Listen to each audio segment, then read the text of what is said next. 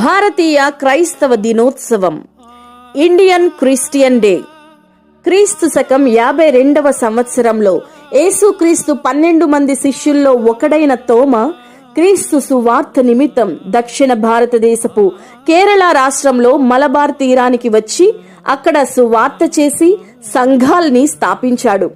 ఆ తరువాత క్రీస్తు శకం 72వ సంవత్సరంలో తమిళనాడులోని చెన్నై సమీపంలో మైలాపూర్ సెయింట్ థామస్ మౌంట్ దగ్గర క్రీస్తు సువార్త నిమిత్తం తోమా హతసాక్షి అయ్యాడు. నాటి నుండి తోమా బలిదానాన్ని జ్ఞాపకం చేసుకుంటూ జూలై 3న సెయింట్ థామస్ డేగా ప్రకటించారు. దాదాపు 2000 సంవత్సరాల సుసంపన్నమైన ఈ భారతీయ క్రైస్తవ్యానికి కారణమైన తోమా సువార్త పరిచర్యను గుర్తు చేసుకుంటూ భారతీయ క్రైస్తవ దినోత్సవంగా జరుపుకుంటున్నారు. భారతీయ సాంస్కృతిక వారసత్వ సంపదలో